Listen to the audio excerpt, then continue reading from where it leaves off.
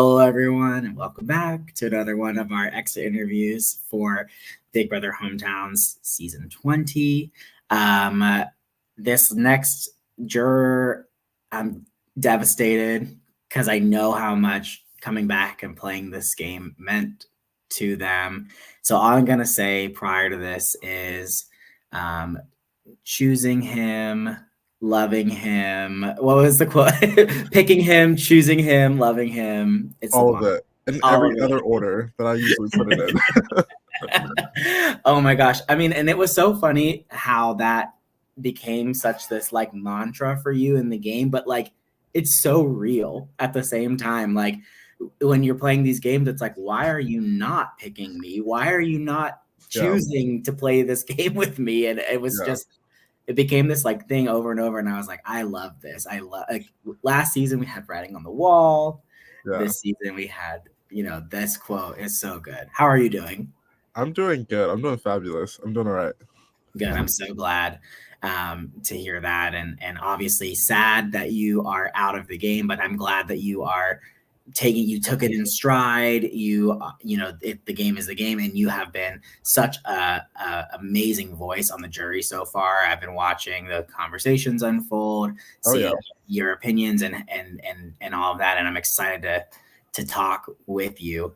But I want to throw it to you first. You know, tell us about your BBH20 experience. What was how did it go? What, you know, from your perspective, how are you feeling?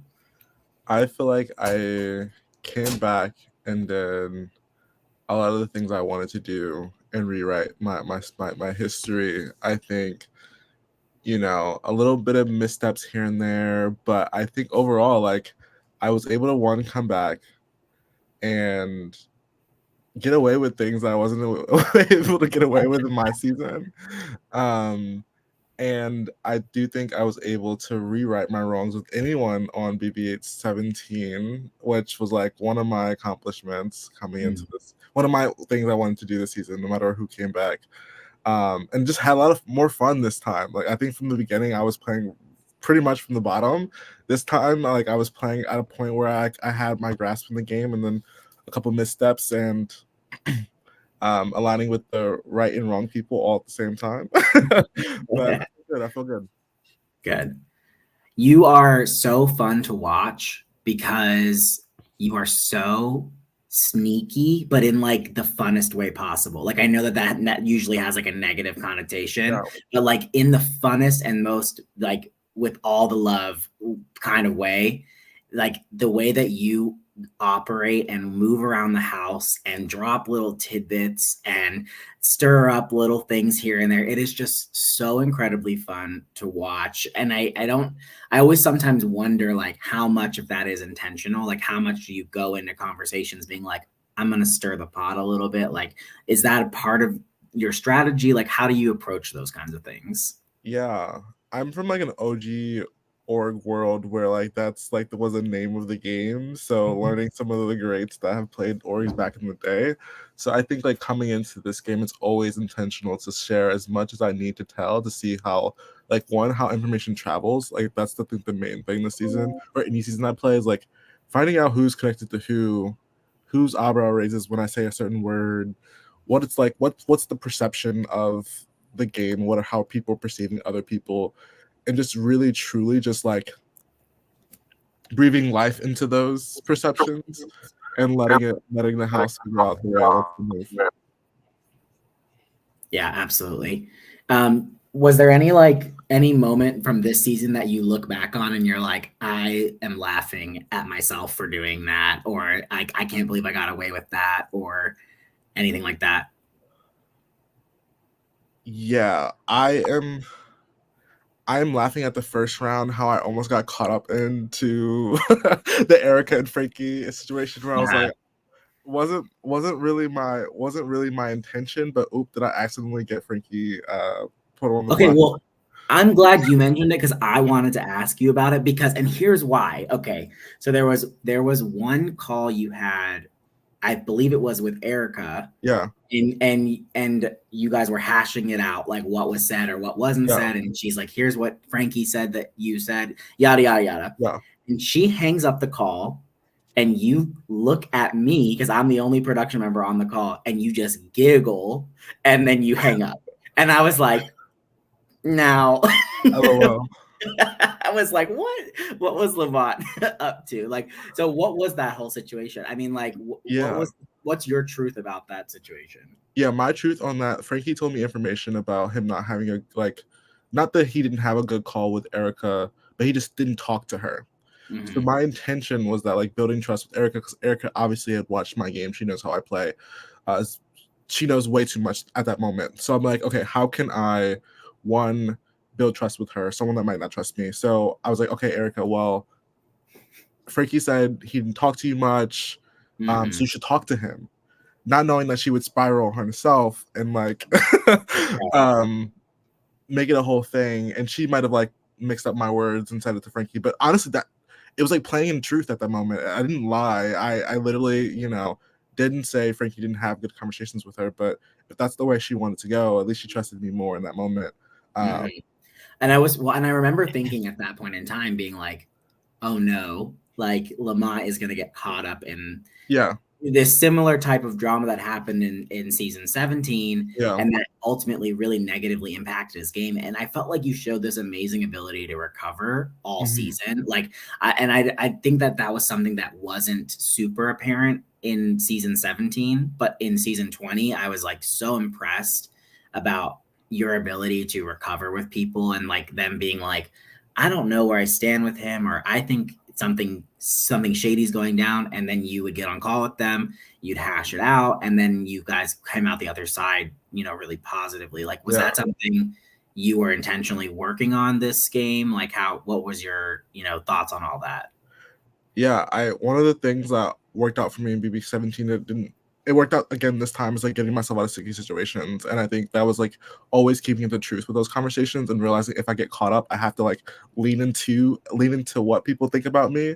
Mm-hmm. And honest, and like I say it like I'm lying, but I'm not lying. It's like a white lie where, like, you like, I'm breathing truth into it and Right. mixing it. If I'm telling a lie, I'm gonna make it seem like it's like the truth, and like that's the Right. truth I dedicate myself to. So, um, I I have a time of like doing a lot of damage control. I feel like this season was a Yeah. damage control, pre-damage control, and Well, really there having was a lot of genuine connections with people. Yeah, I totally felt that from, with you, and there were unfortunately just situations where you got caught up in like I'm thinking specifically like the Rizzo versus Liv vote, right? Like Yeah, you chose where you wanted to land on that vote, and there was unfortunately just for you guys it like didn't go your way, and yeah, then you're on the back foot trying to play catch up with all these people who voted to save Liv, and with Liv herself. Like, there's that, and then there's the like, you think you're going home at the split. I mean, you're just constantly throughout the end of the pre-jury, like, on the back foot, and I feel yeah. like that really impacted your long-term game, as well. Absolutely. I think that vote really really set up the game for me. It was either going to go either way. Either I was going to come out at really great or I was going to come out at really shitty. I think Mhm. what hurt me in the long term is like my ally that I wanted to work with did not want to do something, and I hate when people say like I'm never going to a game now being like, if you don't vote with me, that's fine, because that's not the case. Like, every Yeah, vote matters. Every I vote love. matters. Mhm. Um I love that, by the way. For the record, like when you were like you were upset about it, and then you're like, no, no, like this is important. Like, you didn't do what I wanted. Like, yeah, why? Like, what the hell? Like, I yeah, was like, I'm obsessed with this energy because I think people are too quick sometimes to like placate and be like, oh, it's fine, it is what it is, it's the game, yeah. let's just move on. And you're like, hell no, like, When like, the house is that divided over a vote, that's when you know it really matters, because there's mhm, people stakes in this game. So that was a vote that, like, unfortunately didn't go my way, but like that really showed up where I think people stood at that moment in time. mhm. And it really, I think that vote really impacts all of us in different ways or the other. Well, I mean, look at it now. I mean, Liv is still in the game at Final Six. Absolutely, as you So, should. like, Yeah, I mean, look, I mean that's just like a one empirical, data point to look at, but like there, I think that round was so pivotal across the board, like for everyone, and it lands you in a sticky situation with Liv because at the split house she's the HOH, and Yep. and you're like, I obviously know I'm going on the block, like, Yeah. and but then you fought so hard to that day. I just remember that going into that day being like, this is over. Yeah. Like I'm devastated for Lamont because I was a final pre-juror. Like I know what that is like, and I'm Yeah. devastated for him. And then you just worked your magic once again to get out of this incredibly sticky situation. And yeah, talk to us about that day and from your perspective what that meant, because it was truly, truly, truly incredible. Yeah, that day was like very, very hard. It was the only day I've never cried in an org. I can still say that. Like that was the only day I've ever cried in an org. It just took a lot out of me emotionally. Yeah. There were some real tears in there. There were some emphasized tears. We had to do what we had to do. I was more like shocked that like the person that I thought like I could trust in this game 100% from day one like was willing to vote me out here. And Jabbar at that moment, like I didn't know where I quite stood with Jabbar. Jabbar wasn't high in my trust rankings at that moment because I thought he was connected to other people. Mm-hmm. And then you had Louise, someone had really good conversations with, and I knew like Louise was like good for my long-term game, but wasn't exactly sure where her connections were with her original season and Nikki and all of that. Yeah. So going into that the night before, like Jabbar said he wanted to keep me, and I was like, cool, I have the votes. Like worst Yeah, case scenario, if you and Trey vote to keep me, yeah, I'm here. I'm Like, here. Black yeah, coffee, we're good. right. Um, and then I got a call with Trey, and he was like, I'm kind of torn, and I'm like, are you serious? Like, are you kidding me? Like, what is going on here? And Right. that's what I knew. I was like, okay, this is not as easy as a vote as well. But he's also just processing with me. He's being honest where his head's at. And I'm like, okay, Sure. we're gonna sleep on it tomorrow. We're gonna wake up. I'm gonna call with him, and I'll be like, okay, you're saving me. Got on that call. He was kind of like, no, I can't save you. And I'm like, You were shook. gagged. You were I gagged. was gagged and hurt. After I got the call with him, I was like, fuck, I'm done. Like this is over for me. And I'm like, okay, what have I said in the past that could like privy? What can I pull out of my bag? And I remember like playing an old org where like I had to throw out my whole game to like kind of restart.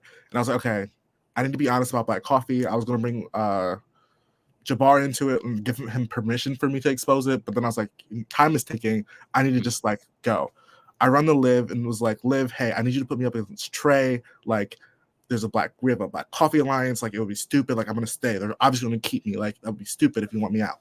Didn't work. She wasn't trying to flip. So then I was like, okay, I have to go to Louise and talk to Louise. And me and Louise, just because we had like an honest conversation, like one round before when she voted against me, we just had an open and very, very candid conversation about where our games could go and how I think we need each other and things like that. And I think that kind of opened up the door for then she was more open leaving that conversation. It helped her click into place what she felt was best for her game. Yeah. And that's like, we were talking about this, some in the prod chat, and we're like, where does the credit go to, right? Like, is it on Lamont for pitching for his life? Is it on Luis for making the decision to flip? And ultimately it's both of you, right? I think it's both. You intersected at the right time, and you had the right conversation to make that happen. And I think that's what's so fun about these kinds of games, is to see those things happen. And I just remember being like the fact that you made the most out of your time. That's how I felt. I felt like you optimized your time that you have with Louise to make her see your value. And that was like, I was just like so impressed by that. And I just was like, this is such a great point for him if he makes it to the end. Like that this was how I got, I should have been out, and this is how I got here, kind of thing. That would have been one of the points I would have definitely brought up in the finale. And I'm so grateful again for Louise and Jabbar, who like connected the dots, but really just pushing that home. I would have been gone, and that would have sucked. So I'm glad I didn't get what was it, like 13th place? I would have gotten. It would have been 13th, yeah, and I 13th made it or all the way to 7, so I'm happy yeah, with that. absolutely. So one of the interesting things that happens obviously after that round, you have the creation of the Bermuda Triangle Alliance, but then you guys were kind of like upset with Nikki a little bit for how she had divided the houses, but then ultimately she wins live night and she picks you guys. She's like, no, I want to rock with the three of you. Yeah. So then it's like you four against, the other perceived side of the house at that point in time. Yeah. And, for the first two rounds of jury, you guys look like I was like, they're going to take it. Like, I really Yeah. thought because you guys were winning the competitions, you were, you had, well, yeah, sorry, yes, but your team, right? Like, your team was winning. And I was like, wow, like, they just went from Lamont specifically just went from almost out of this game to like, he's going to be in the final four at least. That was my prediction for you. And I think Yeah. obviously had other people won HOH, had things gone differently, I think that's an easy C. And it just unfortunately was the way that this game unfolded, where like you and Louise and Nikki all go out back to back to back. And that's just the unfortunate, circumstance. As you were coming down, the pipe of this and you're watching Louise and Nikki, and then ultimately on live night, you're sitting there being like, well, I'm done. Like, what were your thoughts through the last couple of days that you had in this game? I think it was like, okay, Lamont, you need to win a competition to like fight for yourself to stay here. Because girl, it's like, okay, you can get to the end. I think I still would have had a case if I hadn't won any competitions at that point. Just the way I'm not a competition beast. I knew that going in, like, so I knew I would have to rely on my strategic and social selves, and that's what got me to this point, and that's what got me out of a lot of sticky situations. So as that was coming down, I could only back into the people that I had at this point never voted out, minus Trey. I voted him out once. I didn't try to, but I voted him. Yeah, you did. And rely into those relationships that I thought were so important. And if it had worked, if they had trusted in me because I had won competitions, and if there wasn't another alliance that I didn't know of at that point, but I kind of could suss it out, I do think I could have survived just like yesterday, 2 days ago, and then very much could have found myself in a position to where I would have been a pivotal player in deciding which side would have went to the end of the game. So I think it was really fun the last game. Am I surprised that Trey put me up? I am kind of surprised that he put me and Jabbar up together, but I'm not surprised that that I'm here right now and he put me there because he did it once, and I know for sure he could do it again. And he did. Sure. As we kind of, look towards the finale, like I mentioned at the very beginning of this, your thoughts so far in the jury have been super enlightening. You seem really open to listening to anyone's story. What are you hoping you'll see as we, zoom towards the finale? Yeah, so right now the writing's on the wall for a couple people in this game that I for sure like, out of just respect for gameplay, because at the end of the day, like I said to them, like it's gonna come down to, regardless of personal, I never get, like, I really don't care about the personal stuff. I'll get over that. The gameplay is like, who do I think deserves to win, and I will fight for that person to win. So I think Liv, if she gets there, she can eat it up. I think the only way she loses is she like has another, like, a bad jury pitch, which I think she's played probably one of the best games this season, just based on how like visible it is. Like, she could have went rounds ago and ended up winning the competition she needed to win, and then being able to maneuver it. Where at a point in the jury phase, no one nominated her, no one put her up.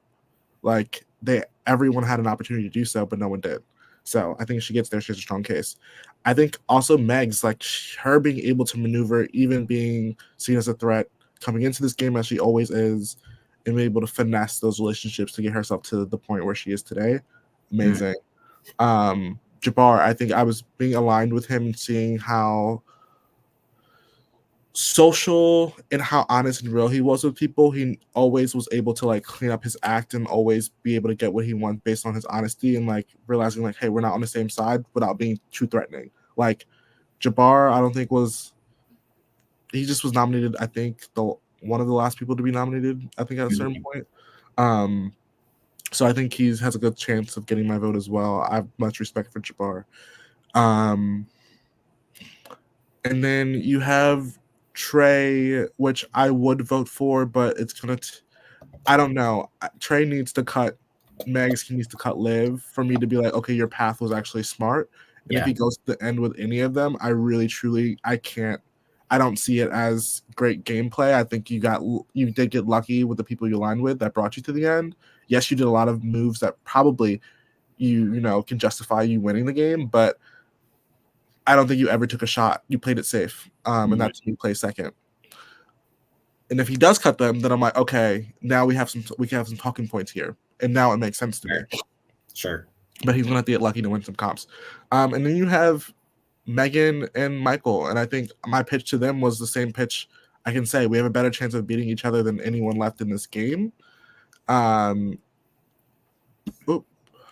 I think Megan loved her socially and would have went to the end of the game with her.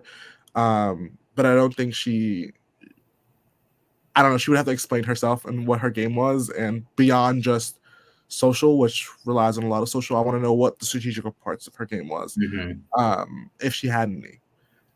Because again, can't speak to physical. And then Michael, I do think he won some comps here and there, and I really don't know. He's probably like the underdog that probably has a great story, but I'm looking forward to hearing that. To me, I don't see it. There wasn't any like initiative. That's what I'm looking for. Like, what was the initiative behind some of the moves you made? The initiative in the game. Whoever can prove that they had initiative, and will get my vote.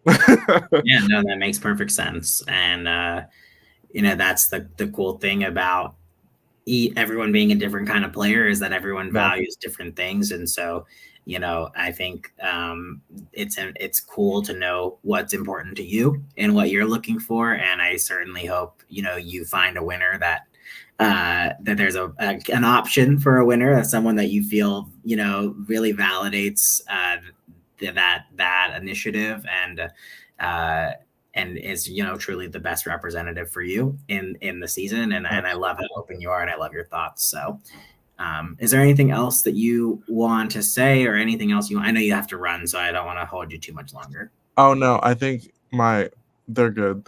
I have like another 15 minutes if you need it. I'm actually really happy with how this is an amazing season. I'm curious to know if it is just BBH20 or if it does have a name to it. I'm very curious to know what that name is. But I've had a pleasure playing. It's so amazing to come back. I am going to retire from now, work on these documentaries, and get these projects done. Yeah. You were one of the people that I know life was keeping you busy, and to see how much you put into it on top of all those things was just as a production member, we obviously really value that and appreciate that. So of course, for that, obviously, thank you so much. But just in general, thank you so much for coming back. Thank you for giving all you gave. It was such a joy to have you back this season, Lamont, and I'm glad that you had a good experience. Absolutely. I did. I loved it. Really well. Give me some more cup comps. Give me something I'm used to. Fair enough. Yeah. Well, we're gonna wrap things up here, but again, Lamont, thank you so much for your time and for returning to play in BBH season 20. To the viewers, thanks for watching. We're gonna get out of here. It's Hell Week, so it's lots of things to come, lots of comps, lots of exit interviews. We're gonna get down the finale, and the finale is just a few days away, so make sure you're watching. Bye, everyone. Oh, bye. Oops, not that.